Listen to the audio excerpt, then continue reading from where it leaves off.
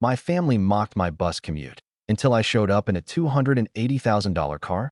Silence fell, and then, I'm Maya, and I'm 27 years old, working as a financial analyst in Chicago, but that wasn't always the plan. Growing up, I was the youngest of four kids in a family that never really made room for me. My older brothers, Ethan and Logan, and my sister Chloe, they got all the attention, the new clothes, the shiny gifts, and even the praise. When I came along, it felt like my parents had already checked out of parenting, leaving me with whatever they didn't want. Instead of being the baby of the family who gets spoiled, I was the leftover, the afterthought, the one nobody seemed to notice unless something needed fixing. I remember vividly the times when Ethan got his brand new leather jacket or Logan's shiny new laptop arrived right on his birthday, while I was handed Ethan's old jacket that was faded and worn at the edges. When Chloe wanted ballet lessons, my parents didn't hesitate to sign her up, but when I asked for something similar, I was told to make do with what we already had. Even my phone was a relic passed down from Chloe, cracked and barely functioning, while the others had the latest models. It wasn't just about the stuff. It was the way they made me feel like I was invisible, like I didn't really belong. At family dinners, I watched the celebrations pour over Ethan's football victories, the proud pictures on the walls when Logan got accepted to his dream college, and the art shows Chloe's paintings were featured in. But when I won a state-level math competition in high school, the response was a casual, "That's nice, honey," before my mom asked Ethan to help me with my algebra homework. It was as if my achievements weren't worthy of their attention or excitement. By the time I was 16, I had learned the unspoken rule. I was on my own, and if I wanted anything, I had to take it myself. So, I got a job at the local diner after school. Minimum wage, long hours, but mine. I worked shifts peeling potatoes, making sandwiches, and washing dishes, saving every dollar I earned. The first thing I bought with my own money wasn't flashy, just a basic phone that actually worked, not some cracked hand-me-down like the one I had before. My parents noticed and told their friends how mature and independent I was, but what they really meant was, we don't have to worry about her anymore. It was a twisted kind of praise, one that pushed me further away from their support. When it came time for college, I wasn't surprised when my parents sat me down to break the news they didn't have the money to pay for my education. Ethan, Logan, and Chloe had their tuition covered, but I was told bluntly that I'd have to figure things out myself. I had been saving for my diner job for years because I knew this day was coming. Even so, hearing it straight from my dad felt like a punch to the gut, especially when he said it like it was a natural disaster, not a choice they were making. My mom tried to soften the blow by telling me how smart and hardworking I was, and that I'd figure something out. But those words felt empty and dismissive. Determined not to fail, I threw myself into my senior year at high school with everything I had. I joined every club that looked good on college applications, volunteered at the animal shelter, tutored kids in math, basically became the perfect candidate for scholarships. I earned a 70% scholarship to a local state university's business program. But even with that, the remaining costs of tuition, housing, and books were overwhelming. The numbers didn't add up, no matter how I tried to budget. That's when I swallowed my pride and reached out to my Aunt Linda, my dad's sister who'd always seemed different from the rest of my family. She was a successful marketing executive living an hour away, and I barely knew her well enough to ask for help. When she picked up, I explained everything: the scholarship, the leftover costs, and my parents' refusal to help me. I promised I'd pay her back with interest when I could. After a long silence, she told me she'd been watching how my parents treated me like an afterthought all my life, and she wanted to help. She didn't expect immediate repayment. She just wanted me to focus on my studies. I cried on the phone. For the first time, someone in my family actually had my back. But even that small victory was overshadowed the moment I ran downstairs to tell my parents that I'd sorted out my college funding. Ethan had just come home from his fancy private college, proudly showing off his brand new luxury car with a giant red bow on top. My dad was gushing, congratulating him for earning the car, while I stood there holding my good news, completely ignored. Feeling bold and desperate for any kind of recognition, I asked Ethan if I could have his old car to help me get to campus. The look he gave me was like I'd asked for something impossible. He laughed and told me he was selling it to fund his apartment deposit and that I could just take the bus like every other college student. My parents nodded along, agreeing that public transportation builds character. That night, lying alone in my bed, I thought about how my parents spent over $20,000 on a car for Ethan, but expected me to rough it on the bus to build character. I realized then that I couldn't count on them for anything. From that moment on, I was truly on my own. College was exactly as I expected, grinding through classes while everyone else had family support I could only dream of. To save money, I stayed at home and took 2 buses every day to get to campus. The commute was grueling, but I learned how to make things work. I studied business, focusing on investment management. To afford textbooks and supplies, I worked at a coffee shop near campus. The manager, Tony, was an older man who actually cared about his employees, working with my schedule and even helping me with my finance homework sometimes. He'd tell me, "You're going places, Maya. You've got that hunger." He was right. While my classmates partied, I worked or studied because I had bigger goals than a college party scene. At home, the family dynamics only got stranger. Ethan married his college sweetheart right after graduation, and my parents paid for the entire wedding. Logan moved in with his girlfriend, with parents helping him find an apartment and buy furniture. Chloe also moved out, fully supported financially. They all came home for family dinners, holidays, and random weeknight visits, and my parents' faces lit up like Christmas morning when their favorite children showed up. I'd be sitting right there doing homework, but my presence was ignored like I was invisible. When I finally graduated summa cum laude and landed a job at a top investment firm, my parents clapped politely like I was someone else's kid. 2 weeks later, they told me I had 2 weeks to find my own place and move out. Ethan had lived there until he was 25, Logan until 24, Chloe until 23, but because I was more mature, they expected me to be self-sufficient. I found a tiny studio across town, moved myself with a rental truck, and my parents didn't even ask for my new address. After I moved out, they stopped inviting me to family events. No Thanksgiving, Christmas, birthdays, nothing. Meanwhile, Ethan, Logan, and Chloe were all there, posting happy family photos on social media, while I ate takeout alone at my apartment. It hurt more than I wanted to admit, but the truth was clear. I didn't belong to them, and they didn't want me. That's where my story really begins. Not with the neglect, but with what I did after I stopped expecting anything from a family that never really wanted me in the first place. College was never the dreamy, carefree experience that others seemed to enjoy. Instead, it was a constant balancing act between classes, work, and stretching every dollar to its limit.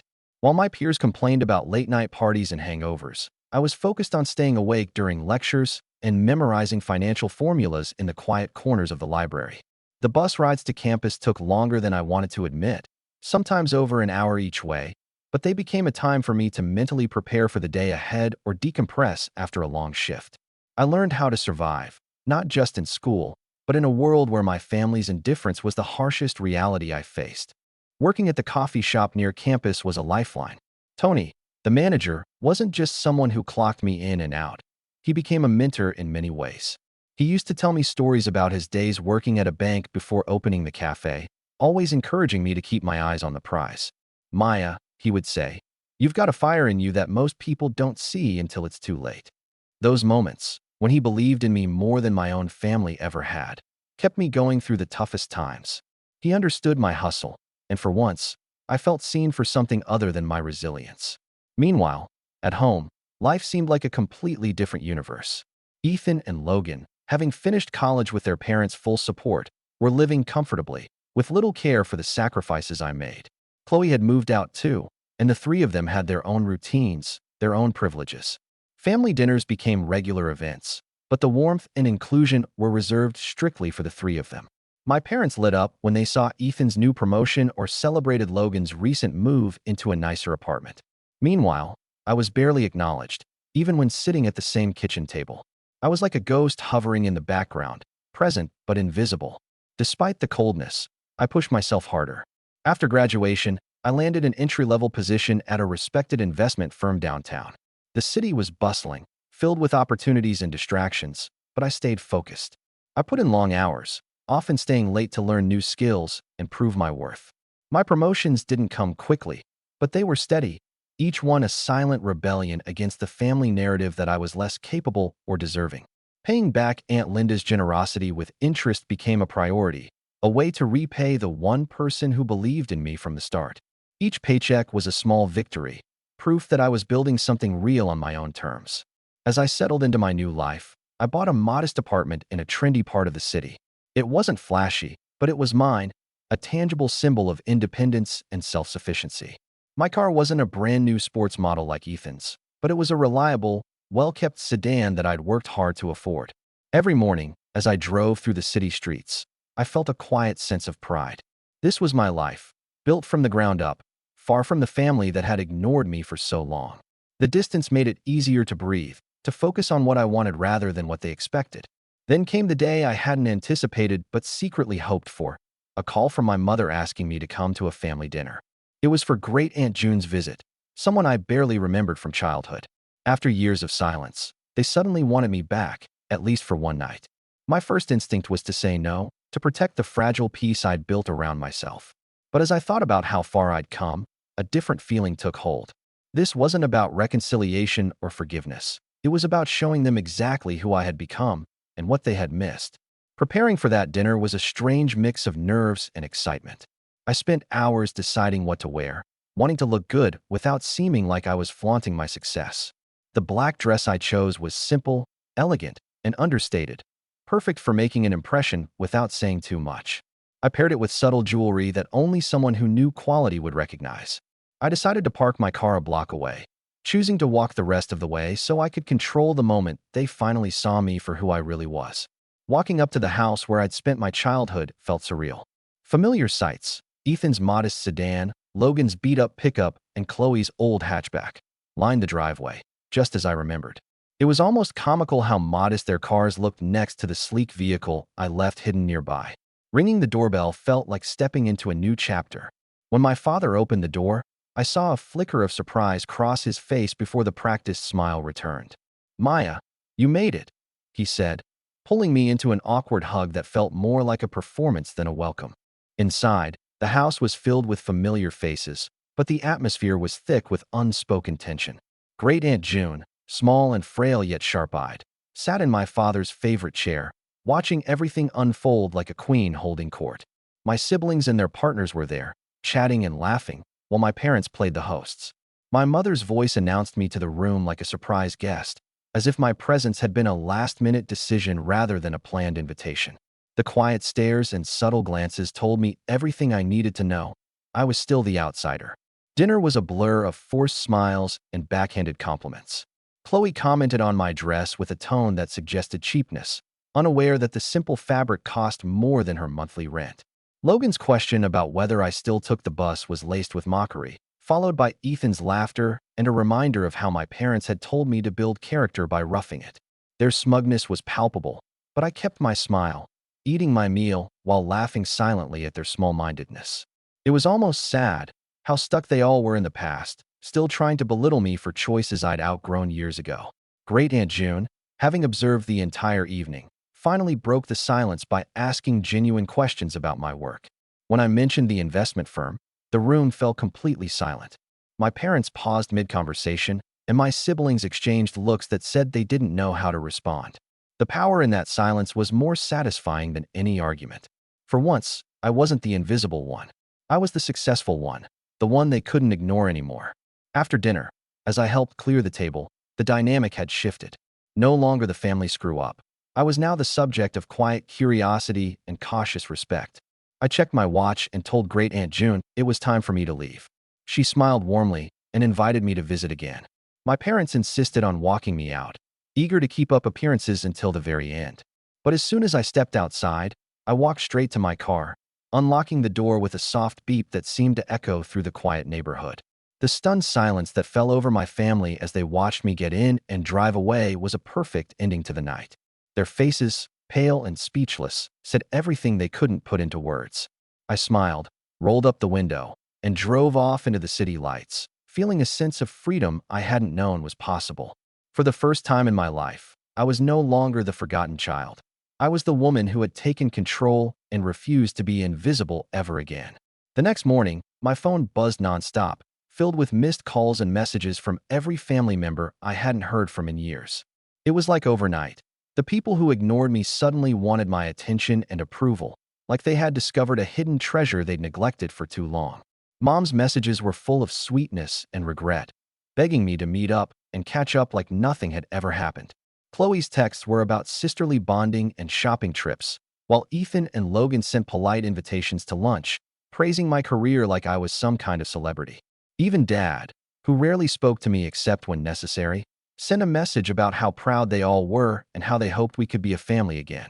It was bizarre and, frankly, unbelievable. I read through every single message with a mix of amusement and disbelief.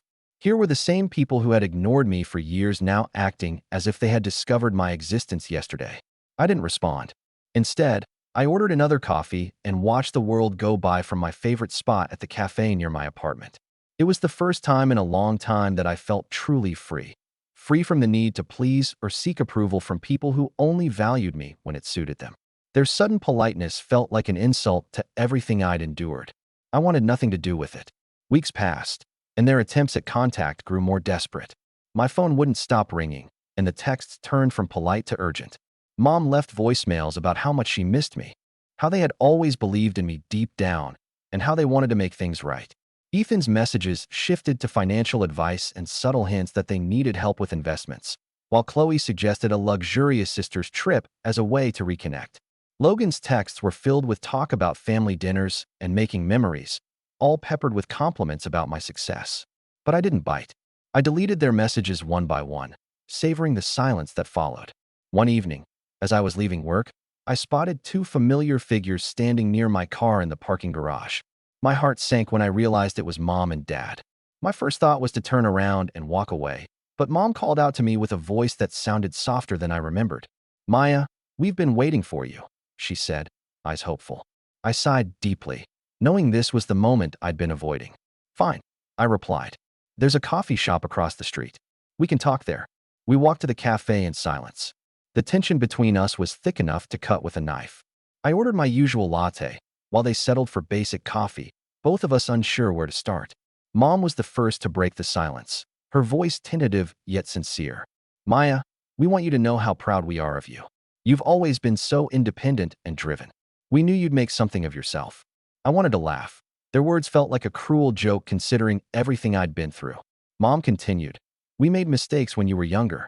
We realize that now, and we want to make it right. We want you to be part of the family again." I sat there quietly, waiting for the real reason behind their words. And then it came, the truth hidden beneath the sugar-coated apology. Mom lowered her voice and said, "Ethan is getting ready to propose to Emma, and they want a big wedding. Chloe's been with Derek for 3 years now, and they'll probably get engaged soon too." Dad nodded, adding, "Weddings are expensive, Maya. Since you're doing so well financially, we thought maybe you could help out." I stared at them in disbelief. The family I had spent years trying to escape suddenly wanted me to pay for their celebrations, as if money could buy back the years of neglect. I couldn't hold back my laughter. It was the kind of laughter that made heads turn in the cafe, the kind that comes from pure disbelief and bitter irony. "Let me get this straight," I said, standing up, my voice steady but filled with contempt. "You want me to pay for Ethan and Chloe's weddings just so I can earn my way back into a family that ignored me, kicked me out, and never cared about my success until now that I have money?" My parents looked uncomfortable, shifting in their seats, unable to meet my gaze. "It's not like that, Maya," Mom stammered. "No, it's exactly like that." I snapped back, my voice rising. "If you really believed in me, you would have supported me when I needed it most, not when it became convenient." I told them everything I had bottled up over the years. The car Ethan got while I took the bus, the college I funded myself, the family dinners I wasn't invited to, the holidays spent alone with takeout. I told them I was done trying to earn their love or approval because it was never going to come. Their silence was deafening as I grabbed my purse and walked out of the cafe, feeling lighter than I had in years. I knew this was the last time I would let them pull me into their drama. Months passed, and the calls and messages slowed to nothing. I heard from Aunt Linda that Ethan's wedding had been a modest affair, nothing like the grand events my parents had once promised. I kept building my life, earning promotions, and traveling whenever I could. I started dating David, a software engineer who appreciated my independence and success without trying to change me. For the first time, I felt surrounded by people who liked me for who I truly was, not what I could provide. Sometimes, people ask me if I miss having a family. The answer is always no, because you can't miss something you never really had. My family never saw me as a person worth loving. They saw me either as a burden or a bank account, depending on the balance. At 27 years old, I live in a beautiful apartment downtown and drive a car most people only dream about. I've finally built a life on my own terms, and I don't need validation from people who threw me away the moment it was convenient for them. I thought the story with my family had finally reached its end, that I had closed the chapter on a life I never truly belonged to. But life has a way of surprising you when you least expect it. Just when I was settling into my new normal, feeling confident and secure in the life I had built for myself, my phone rang late one evening with a number I didn't recognize. I hesitated before answering, curiosity getting the better of me. The voice on the other end was calm, but carried an edge of urgency. It was a lawyer, someone representing my great-aunt June's estate, and she had news I hadn't anticipated. Apparently, great-aunt June had left me an inheritance. Not just any inheritance, but a historic building right in the heart of downtown Chicago. It was a commercial property, one with significant potential but tangled in legal disputes with my family, who had suddenly resurfaced with interest in the estate. The timing was uncanny, the kind of coincidence you don't know whether to laugh at or feel suspicious about.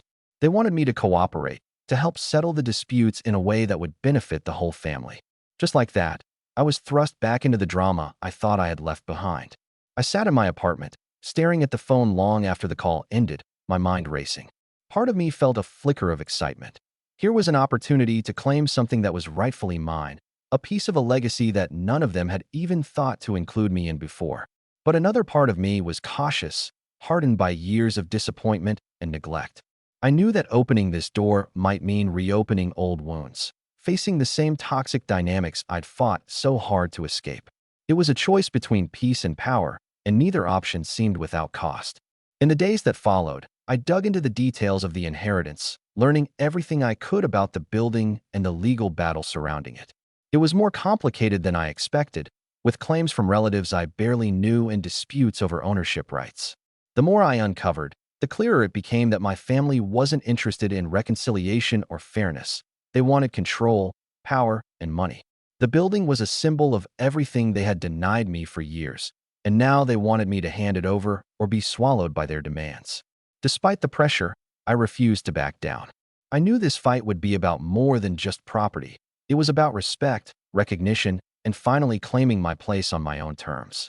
I reached out to a lawyer I trusted, someone who understood the emotional weight behind this battle and was ready to help me navigate the storm. We started preparing, gathering documents, and building a case that wasn't just legal but personal.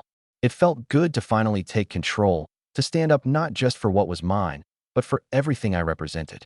At the same time, my family's calls and messages ramped up again, more insistent and demanding than ever. They tried guilt, charm, and threats, hoping to wear me down. But I stayed firm, answering only through my lawyer and keeping my boundaries clear. Their sudden interest in me and my success felt shallow and opportunistic, and I refused to let them use this inheritance as leverage against the life I had fought so hard to build. Every day was a battle, but it was a battle I was determined to win. Meanwhile, my personal life flourished in ways I hadn't dared to hope for during the darkest times. David and I grew closer, building a relationship based on mutual respect and understanding. He was a steady presence, reminding me that I deserved happiness beyond the chaos of my family. Together, we started planning for the future, vacations, career moves, even talks about moving in together. It was a world away from the loneliness and neglect I'd endured, and I cherished every moment of it.